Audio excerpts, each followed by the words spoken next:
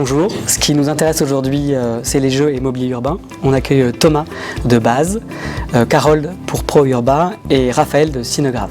Alors il y a plusieurs séries d'équipements, notamment d'abord tous les équipements sportifs avec un city stade, des équipements fitness, tout un parcours de street workout. Après on a une gamme de mobilier bois développée par Ellipse Architecture dont Cinographe parlera aussi. Après on a toutes les aires de jeu sur mesure en inox qui sont développées par Pro Urbain. Ensuite, on a une série de macro-mobiliers qui sont des grands podiums, des grandes banquettes, qui sont finalement des lieux en soi et qui ont été mis en œuvre par IDVRD. Et finalement, ils sont propices à une certaine contemplation du paysage. Et ça permet aussi également d'échapper à la foule et de prendre un peu de distance et de voir le paysage autrement. Voilà. Après, ensuite, on a des mobiliers spécifiques, comme des cabanes à frites, qui sont finalement des cadrages sur le paysage, et en même temps, ces cabanes à frites servent d'assises, de table, ce sont des petits abris aussi. Voilà. Et enfin, on a une certaine catégorie de mobilier qui s'apparente à des œuvres d'art, comme notamment le kaléidoscope qu'on retrouve sur le Belvédère. À la fois, ça a un effet ludique, on a un grand totem qui combine des effets de kaléidoscope, des effets de périscope, enfin voilà, donc on tourne autour, c'est un objet qui est un peu surprenant, voilà, et qui est en avant du Belvédère. De nombreux mobiliers et de jeux sont sur mesure, c'est ce qui fait d'ailleurs la particularité du projet. D'où puisez-vous l'inspiration ? Alors je vais commencer par exemple par les mobiliers qui ont été développés par Cinographe et Ellipse Architecture. Donc c'est amusant parce qu'en fait Bertrand Vignal qui intervient à Lausanne, à l'université, lors d'une conférence en fait a vu des prototypes réalisés par les étudiants. Et il a trouvé qu'il y avait un côté balnéaire en fait dans les formes. Et alors il s'est dit pourquoi pas développer une gamme. Et c'est comme ça que Base a demandé a fait travailler Camille et Yannick sur ce développement de cette gamme. Voilà, volontairement avec une échelle XXL pour vraiment trancher avec du mobilier classique. Après, on a le labyrinthe de bouée qui est assez emblématique du projet. Donc ça en fait c'est inspiré d'une agence qui s'appelle Bolg, qui est une agence danoise qui à la base avait fait une aire de jeu temporaire, voilà, avec des bouées. Et donc on s'est dit avec le contexte de Calais, réutiliser finalement des bouées de bateau, ça rentre dans le thème en fait. Voilà, donc on s'est dit pourquoi pas faire quelque chose de permanent. Voilà. Et alors après c'est vrai que quand on pense à Calais, on voit le sable de la plage. Et aujourd'hui, dans les villes, il n'y a plus d'aire de jeu, il n'y a plus de bac à sable pour des questions d'hygiène. Donc c'est vrai que là, c'était l'occasion parfaite et la ville de Calais a joué le jeu quand même. Donc voilà. Et après, on a aussi utilisé pas mal de matériaux pour la structure de hamac, donc qui est d'inspiration un peu industrielle, qui fait penser un peu à l'image du port. Et c'est vrai qu'il y a toujours la notion de résistance aussi. Voilà. Et c'est vrai que la résistance au front de mer, c'était une des thématiques fortes voilà, pour développer tous ces projets. Justement, il y a d'autres contraintes. Alors oui, c'est vrai que finalement le front de mer, c'est un des milieux les plus hostiles, avec le sable, avec le sel. Donc voilà, c'est redoutable pour des équipements. Et donc tous ces mobiliers sont pensés pour résister aux contraintes extérieures. Après, il y a une autre contrainte qui est finalement la fréquentation. Parce que c'est des aménagements en bord de mer qui sont vraiment... là, il y a eu pour le feu d'artifice, il y a eu 35 000 personnes. Donc voilà, l'aménagement doit résister à une forte fréquentation du public.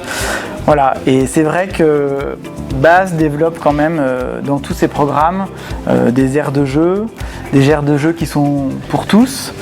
Voilà, on parle d'aires de jeu inclusives, donc en fait qui sont aussi pour des personnes à mobilité réduite, avec toutes les capacités, on va dire. Voilà, donc c'est pas une contrainte, mais ça en devient une force. Voilà.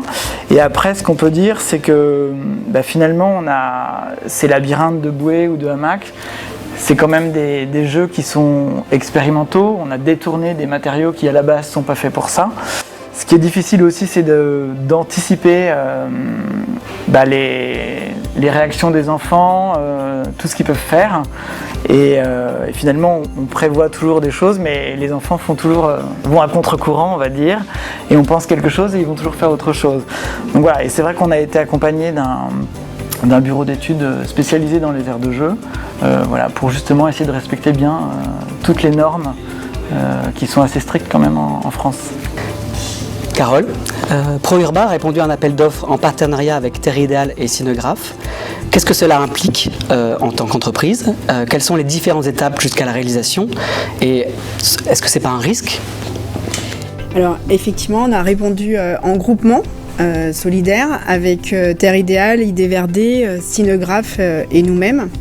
Ça implique un travail d'équipe, une définition des limites de prestations et ça a permis à la ville d'avoir une offre cohérente, intégrant également une optimisation de coûts, une sécurité au niveau technique puisque chaque entreprise référente avait un savoir-faire et une expertise, que ce soit dans le domaine du mobilier, des jeux d'enfants et du sport et bien évidemment des espaces verts et des VRD.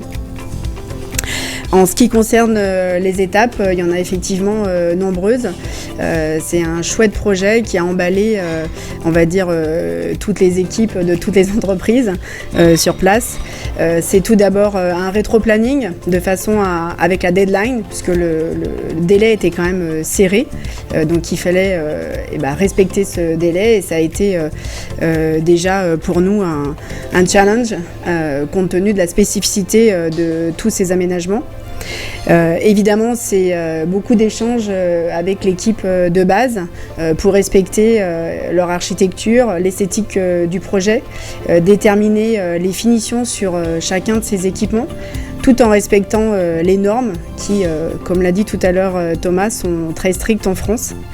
Donc il faut pouvoir jouer avec cela, c'est le cas de le dire, et ces subtilités, notamment on a travaillé avec Freddy Morel du cabinet Prélude spécialisé dans ce domaine.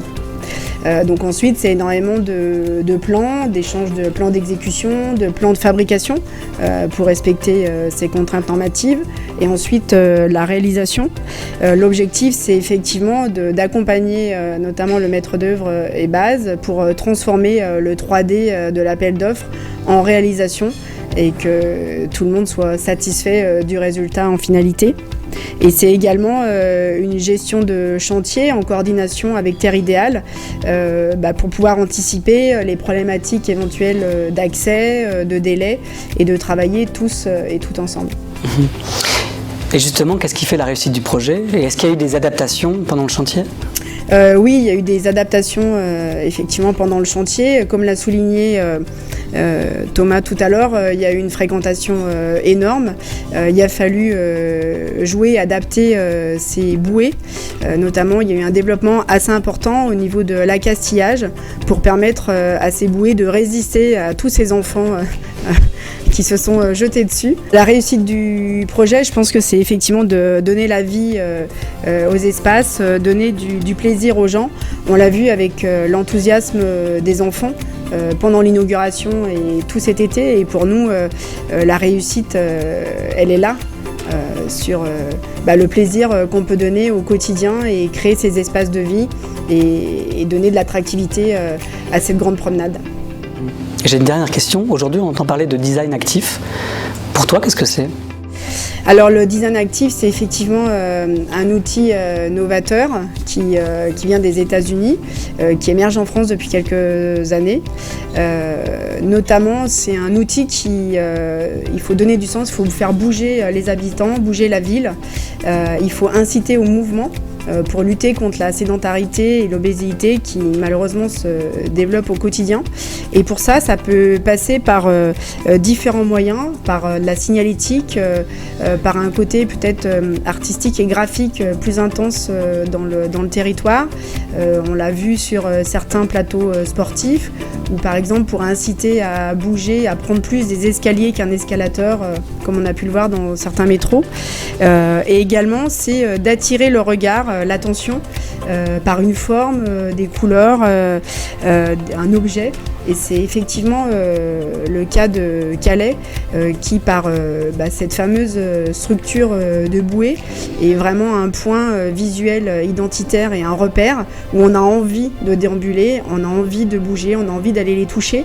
Et c'est la réussite, je pense, du projet. Et d'ailleurs, la ville de Calais a été récompensée, en tout cas en tant que ville action, cœur de ville et labellisée terre de jeu, justement pour utiliser tous ces outils et faire en sorte que les gens se plaisent, se sont vraiment appropriés ce lieu et bougent. Voilà. Et donc tu parles d'un jeu sur mesure, et donc ma question à Raphaël, c'est comment est-ce que vous abordez les sujets sur mesure pour ce projet à la plage de Calais? Nous, les enjeux du sur-mesure, ça va être de pouvoir concrétiser une idée, un projet en une réalisation pertinente, pérenne, et qu'elle puisse être utilisée au quotidien. Donc pour ça, on va décrypter les cahiers des charges et transformer ces points en des points de technique, de performance, qui vont nous permettre de contrôler à tous les stades du projet et du process de fabrication le niveau de qualité qu'on aurait sur une gamme qui soit une gamme dite catalogue. Et comment définir le design de la gamme W créée par Camille Valette et Yannick Lassens pour le projet de base? Camille et Yannick ont travaillé sur un projet à l'EPFL, cette université à Lausanne, qui est un projet de montagne, et on l'a appliqué à un lieu maritime. Mais ce que l'on repère tout de suite, c'est la houle que dessinent ces mobiliers. Hein. On a toujours cette ligne sans rupture qui permet de travailler des galbes adoucis avec des matériaux aussi qui sont des matériaux nobles et naturels. Donc l'intérêt majeur de cette ligne, c'est qu'elle est en format XXL, c'est-à-dire qu'elle peut s'adapter à un vaste lieu, qui est un lieu qui est somme toute assez linéaire et plan, et malgré tout le mobilier lui doit donner la vie. Donc ces grandes formes et ces grands éléments seraient anachroniques dans une rue classique, et sur un espace tel que celui de la plage de Calais prennent toutes leurs dimensions. Et justement, l'implantation en façade maritime, est-ce que ça a apporté des contraintes? Tout à fait, c'est un sujet que tu as évoqué aussi un peu tout à l'heure. Effectivement, on est en contrainte dite maximale. Évidemment, il y a les embruns, il y a les UV, il y a le sel. Mais ça veut dire aussi qu'on profite de tous ces éléments-là pour le bien-être et le bonheur de tous les jours. Donc il y avait des choses qui pourraient paraître évidentes. Le dessin n'apporte pas de contrainte majeure, sauf le surdimensionnement, on va dire, des éléments. Mais pour cela, on a pris en place un principe, un process qui nous a permis de préfabriquer en usine des éléments, et puis ils ont été assemblés sur place de manière assez simple et facile. Ensuite, il y avait une donnée d'entrée qui était un matériau qui était déjà bien défini, qui est le bois. Alors le bois, s'il est naturel, il est aussi vivant. Il n'a pas toujours une expression dans le sens où on l'attend. Et on a dû travailler effectivement là avec nos sources et trouver une essence qui soit très adaptée au site et au dessin du mobilier, en l'occurrence du Moabi. Ces éléments de bois, ils se fixent sur des structures. Ces structures, elles sont en inox, c'est du inox 316L, donc il a la qualité pour être pérenne.